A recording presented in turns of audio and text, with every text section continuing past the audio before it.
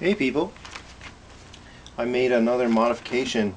I've evolved the design of my camera mount.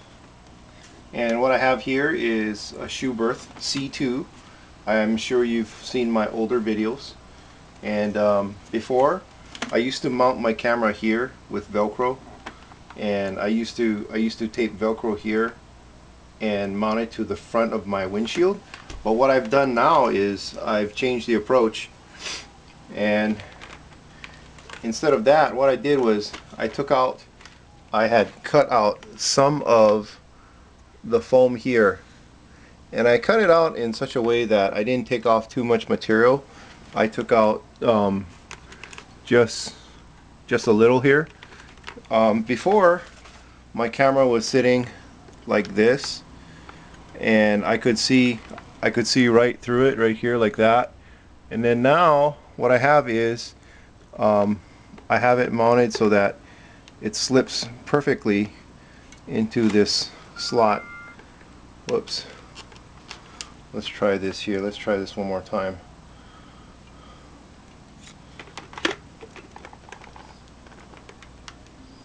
See if I can get it in. Oh yeah, okay. So it mounts in here like this. And it's actually really nice because now I have very little that gets in my way, and I have a large periphery field of vision, and also it doesn't touch my nose, and it's at the right angle too, because when I'm leaning forward, I'm riding like this. And also now I can open and close my shield without having to move the camera up, and there's very little obstruction in front of me. And when I'm riding like this, I don't have to look down to see my instrument cluster. I can still see my speedometer and my cluster with no problems.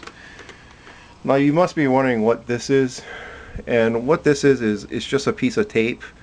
And what I did was there's a little tab, a little stud here, a piece of I don't know, something circular.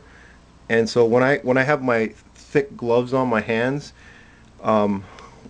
this goes right over the video button. So when I hit this, it turns on. Usually there's a row of buttons here, and I pushed the wrong button, and I'm not sure which one I pushed. So this thing helps me turn on the camera and put it in video mode. And right here, I know the button for starting is here. And if you notice, I've taped all the buttons on the top, because what I don't like is the mirrored surface. When the light reflects on the mirrored surface, it goes in my eye and it's a distraction. So that's what I have it now. And now I have it so that I just turn it off whenever I want. I mean, I just turn it off. I set it so that it turns off within a minute, and if I want to shoot, then I hit that button. So it's really nice. I just hit this right here, and then this, I just hit this, and yeah. So right here you see this little stud. I don't know if you can, yeah. And it just flops around.